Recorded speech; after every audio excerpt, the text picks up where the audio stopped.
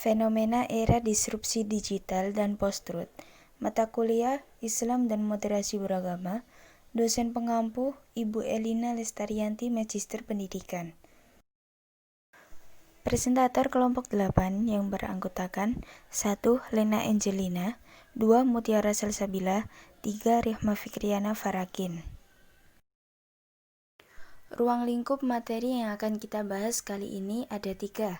Yang pertama, diskursus moderasi beragama di era disrupsi digital dan post-truth yang akan dipaparkan oleh Rihma Fikriana Farakin.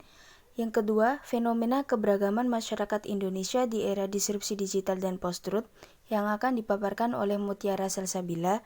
Yang ketiga, peluang dan tantangan moderasi beragama di era disrupsi digital dan post-truth yang akan dipaparkan oleh Lena Angelina. Diskursus moderasi beragama di era disrupsi digital dan post-truth. Diskursus berasal dari bahasa lain yang secara harfiah berarti berbolak-balik, adalah suatu bentuk komunikasi baik secara lisan maupun tulisan. Dalam ilmu filsafat, diskursus merupakan suatu konsep yang dikembangkan oleh Michel Foucault, yaitu sebuah sistem berpikir, ide-ide pemikiran, dan gambaran yang kemudian membangun konsep suatu kultur atau budaya. Diskursus dibangun oleh asumsi-asumsi yang umum yang kemudian menjadi ciri khas dalam pembicaraan baik oleh suatu kelompok tertentu maupun dalam suatu periode sejarah tertentu. Moderasi saat ini telah menjadi diskursus dan wacana keislaman yang diyakini mampu membawa umat Islam lebih unggul dan lebih adil serta lebih relevan dalam berinteraksi dengan peradaban modern di era globalisasi, digital, revolusi industri, informasi dan komunikasi. Teknologi informasi secara digital menjadi aplikasi media pengubah keagamaan dengan membawa budaya baru yang serba instan, kadangkala bersifat bohong atau hoax, dan media sosial saat ini menjadi dikdaya karena menariknya informasi tersebut diterima sebagai suatu kebenaran. Realitas ini dinamakan dengan post-truth society. Selanjutnya, definisi dari era disrupsi digital dan post-truth. Definisi era disrupsi digital. Secara bahasa, kata disrupsi berasal dari bahasa Inggris, yakni disruption, yang berarti gangguan atau kekacauan. Gangguan atau masalah yang mengganggu suatu peristiwa, aktivitas, atau proses. Kata disrupsi menurut KBBI diartikan sebagai sebuah hal yang tercabut dari akarnya. Sedangkan digital berasal dari bahasa Yunani, yakni digitus yang artinya jari jemari. Jadi dapat dikatakan era disrupsi digital yakni sebagai zaman perubahan di berbagai sektor akibat digitalisasi dan akibat dari Internet of Things atau Internet untuk segala yang menandai sebuah era yang sifatnya offline ke online. Yang kedua, definisi post-truth. Post-truth secara etimologi berasal dari bahasa Inggris, yakni post berarti after atau setelah, truth dari kata sifat true yang berarti benar. Jadi, post-truth memiliki arti setelah atau pasca kebenaran. Menurut Kamus Oxford, post-truth kata sifat yang berkaitan dengan keadaan individu merespon lebih banyak menggunakan perasaan dan keyakinan dalam pembentukan opini publik dibandingkan menggunakan fakta-fakta yang objektif. Sederhananya, post-truth dalam bahasa Jawa yakni ngapusi atau dalam bahasa Arab yakni al-kizb. Jadi, berdasarkan pengertian era disrupsi digital dan pengertian post-truth dapat ditarik kesimpulan bahwa di antara keduanya saling berkaitan dan tidak dapat dipisahkan. Karena apabila membicarakan masalah disrupsi digital secara tidak langsung, post-truth akan menyertainya. Post-truth sendiri ada disebabkan karena era disrupsi digital, di mana digitalisasi merubah berbagai hal di berbagai sektor yang ditandai dengan mudahnya individu merespon berbagai informasi dengan menggunakan perasaan mereka tanpa menelaah fakta yang ada dan lebih percaya terhadap berita viral yang belum tahu pasti kebenarannya. Mengenai era disrupsi digital dan post-truth, Allah Subhanahu wa Ta'ala berfirman dalam Al-Quran surat Al-Maidah ayat 8 yang berbunyi, Bismillahirrahmanirrahim. Ya ayyuhalladzina amanu kunu qawwamina lillahi syuhada'a bil qis wa la yajrimannakum syananu qaumin ala alla ta'dilu a'dilu huwa aqrabu littaqwa wattaqullaha innallaha khabirum bima ta'malun. Dari pengertian Al-Quran Surat Al-Ma'idah ayat 8 sangat jelas bahwa Allah melarang umatnya untuk berkata bohong, mengujarkan ujaran kebencian, dan tidak menegakkan keadilan. Ketiga hal yang dilarang Allah tersebut memiliki kesamaan arti dengan istilah post-truth. Saya Mutiara Salsabila untuk sedikit menjelaskan tentang fenomena keberagamaan di tengah era disrupsi digital dan post-truth. Keberagamaan atau religiusitas adalah bahasa Sanskrit yang merujuk pada makna bersifat normatif. Menurut Watch, pada tahun 1952, terdapat 3 kriteria yang memuat definisi dari keagamaan, yaitu yang pertama, merupakan tanggapan terhadap suatu yang dihayati sebagai realitas mutlak. Yang kedua, tanggapan tersebut melibatkan pribadi utuh yang melibat dalam kegiatan, bukan hanya pikiran, perasaan, ataupun kehendak semata, tetapi keseluruhan potensi dan kemampuan yang dimiliki manusia. Yang ketiga, yaitu ungkapan pengalaman dalam perbuatan, pemikiran, dan kehidupan kelompok.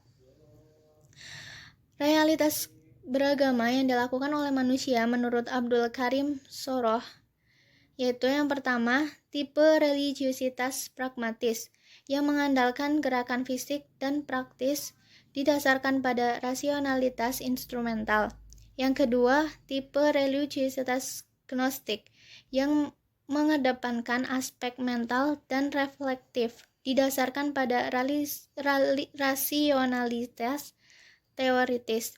Yang ketiga, tipe religiusitas eksperiensal, yang mencuri bukti dan manifestasi berupa atau berkaitan dengan penyaksian. Kemudian, apa sajakah fenomena permasalahan yang terjadi, yaitu tentang keberagamaan di era disrupsi digital dan post-truth? Yang pertama, banyak orang merasa dirinya ahli agama. Tom Nichols dalam The Death of Expertise mengatakan bahwa keahlian yang telah melekat pada diri seseorang yang telah diperoleh melalui proses yang panjang dan melelahkan tergantikan oleh internet, dan banyak orang yang mengaku sebagai ahli, baik ahli agama, ahli kesehatan, pakar sejarah, dan lain-lain. Fenomena di atas menunjukkan bahwa beragam informasi tersebut, informasi keagamaan dengan begitu mudahnya diperoleh melalui ujung jari. Benar atau tidaknya informasi yang diperoleh itu urusan belakang.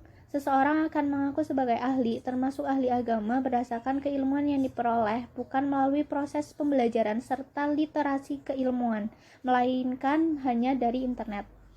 Kemudian yang kedua, berkembangnya hoaks keagamaan. Ketika seseorang mengaku sebagai ahli, maka hanya akan melahirkan para penyebar informasi, termasuk informasi keagamaan yang tidak benar atau keliru.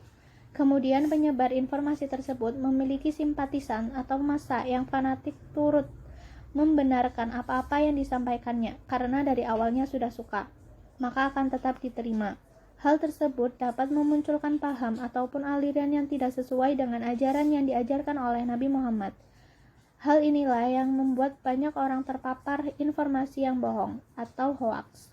Menariknya, informasi tersebut diterima sebagai suatu kebenaran. Realitas inilah yang disebut dengan post-truth society atau masyarakat pasca kebenaran. Kalangan atau golongan yang terpapar post-truth lebih tunduk pada emosi, keyakinan pribadi, atau ideologi yang dianutnya daripada kebenaran yang bersifat faktual. Penerimaan informasi berdasarkan perasaan, suka atau tidak suka, sehingga betapapun informasi dari pihak lain walaupun didasarkan pada kebenaran faktual, tetapi karena memang tidak suka maka ditolaknya. Begitupun sebaliknya. Kemudian yang ketiga, keberagamaan, otentisitas atau komoditas simbolik. Selain menghadirkan deprivatisasi agama, fenomena disrupsi juga menyebabkan otentisitas dalam beragama mengalami pergeseran makna.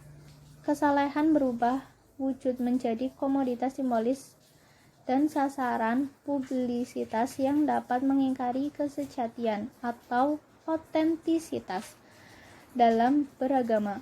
Artinya, ukuran kesalahan seseorang dapat diketahui dari simbol-simbol keagamaan yang melekat pada dirinya.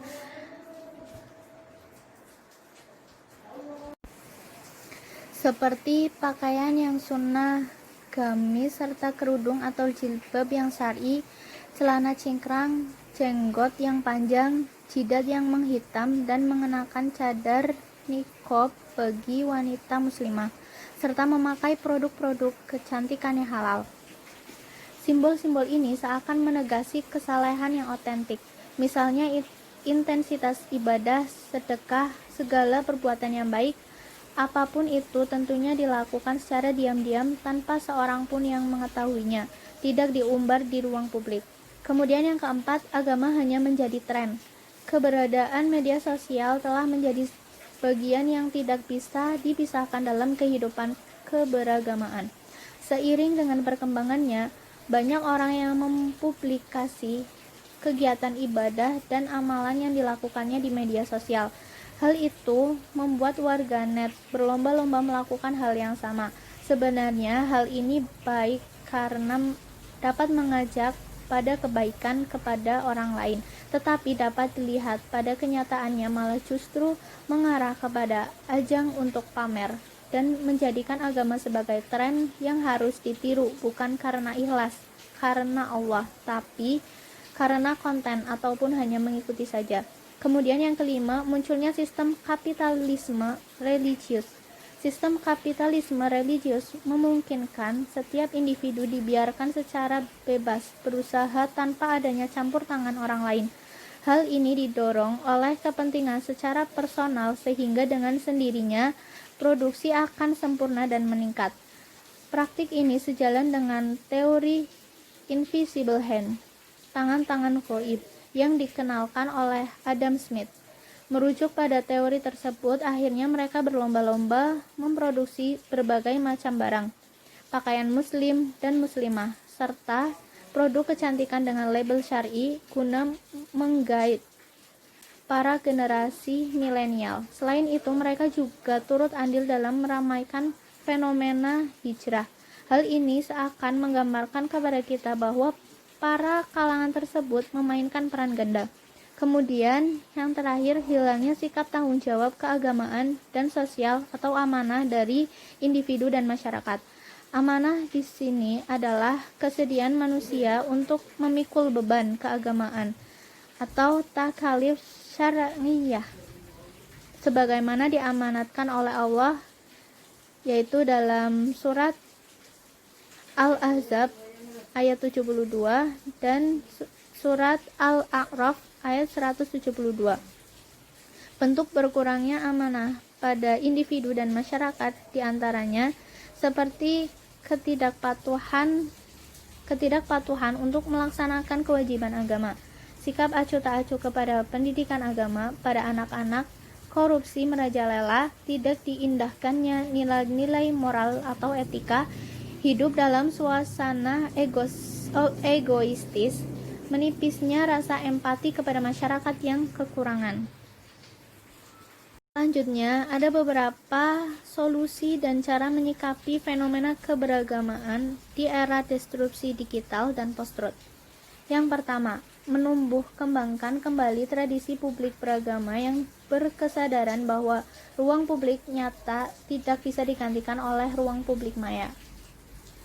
Perlu disadari bahwa media sosial atau daring hanya bisa menciptakan koneksi, bukan relasi.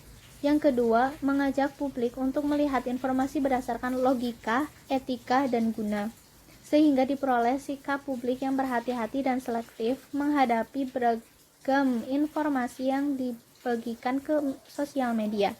Kemudian yang ketiga, mengembangkan sikap kritis. Dengan bersikap kritis, kita memiliki benteng untuk tidak terjerumus dalam informasi yang tidak jelas. Termasuk juga dengan pendidikan agama, wajib menguatkan kemampuan berpikir logis dan kritis sehingga mampu membedakan informasi yang benar dan salah, menghindari berbagai pikiran yang sesat, serta mampu mengambil kesimpulan secara benar. Akibatnya tidak mudah tertular virus radikalisme dan terpancing dengan berita hoaks. Yang keempat, membiasakan bersikap terbuka. Menyadari bahwa teknologi komunikasi memang telah membuka kesempatan seluas-luasnya bagi publik untuk berhubungan dengan siapa saja dan di mana saja dan kapan saja. Dengan demikian, kita mengenal adanya keberagaman dan memahami setiap perbedaan. Yang kelima, berhati-hati dengan judul provokatif. Berita hoaks seringkali menggunakan judul sensasional yang provokatif. Misalnya dengan langsung menudingkan jari ke pihak tertentu, isinya pun bisa diambil dari berita media resmi, hanya saja diubah-ubah agar menimbulkan persepsi sesuai yang dikehendaki sang pembuat hoaks. Yang keenam, mencermati alamat situs. Untuk informasi yang diperoleh dari website atau mencantumkan link, cermatilah alamat URL situs dimaksud. Apabila berasal dari situs yang belum terverifikasi sebagai institusi pers yang resmi, misalnya menggunakan domain blog, maka informasinya bisa dibilang meragukan. Yang ketujuh, periksa fakta dan cek keaslian foto. Di era teknologi digital saat ini, bukan hanya konten berupa teks yang bisa dimanipulasi, melainkan juga konten lain berupa foto ataupun video. Ada kalanya pembuat berita palsu juga mengedit foto untuk memprovokasi pembaca. Kemudian yang terakhir, mengikuti grup diskusi anti hoax. Di grup-grup diskusi ini, seseorang bisa ikut bertanya apakah suatu informasi merupakan hoax atau bukan, sekaligus melihat klarifikasi yang sudah diberikan oleh orang lain. Semua anggota bisa ikut berkontribusi sehingga grup berfungsi layaknya crowdsourcing yang memanfaatkan tenaga banyak orang. Baik, di sini saya akan menjelaskan tentang peluang dan tantangan moderasi beragama di era disrupsi digital dan post-truth. Sebelum itu kita harus mengetahui moderasi beragama yang dimaksudkan dalam konteks ini adalah membawa masyarakat dalam pemahaman yang moderat, tidak ekstrim, dan juga tidak mendewakan rasio yang berpikir bebas tanpa batas. Moderasi beragama didiskusikan, dilafalkan, dan diejawantahkan, serta digaungkan sebagai framing dalam mengelola kehidupan masyarakat Indonesia yang multikultural.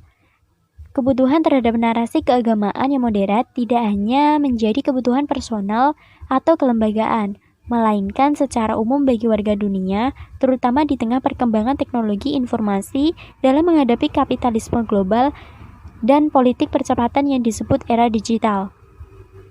Yang pertama kita akan membahas tentang peluang. Peluang moderasi beragama di era disrupsi digital dan post-truth yang pertama yaitu ada terbukanya kesempatan dakwah. Era digital memberi ruang terbuka bagi kegiatan dakwah sekaligus ajakan moderasi antar umat beragama. Dakwah tidak hanya secara konvensional berupa majelis taklim yang berinteraksi secara fisik, namun juga dapat dilakukan melalui media sosial. Peluang ini melihat banyaknya kaum muda yang sering menggunakan kemajuan teknologi, misalnya media sosial dalam sehari-hari, sehingga dalam hal ini dakwah yang dilakukan harus interaktif, kredibel, inovatif, kreatif, dan tidak monoton. Yang kedua yaitu berkembangnya teknologi informasi untuk memperkuat silaturahmi dan memperkuat kerukunan umat beragama. Teknologi digital membawa kita memasuki era revolusi 4.0 dengan segala konsekuensinya. Namun perlu ditegaskan bahwa bukan berarti kita meninggalkan era-era sebelumnya. Artinya isu-isu klasik dan kontemporer juga ikut mewarnai dan berdampak pada perpecahan yang lainnya. Untuk itu, walaupun kita memasuki era digital, Pancasila sebagai ideologi memiliki peran untuk mempersatukan keberagamaan dan penguatan moral bangsa. Karena sejatinya, ajaran semua agama menginginkan hidup damai, moderat, menjaga kerukunan, dan welas asih.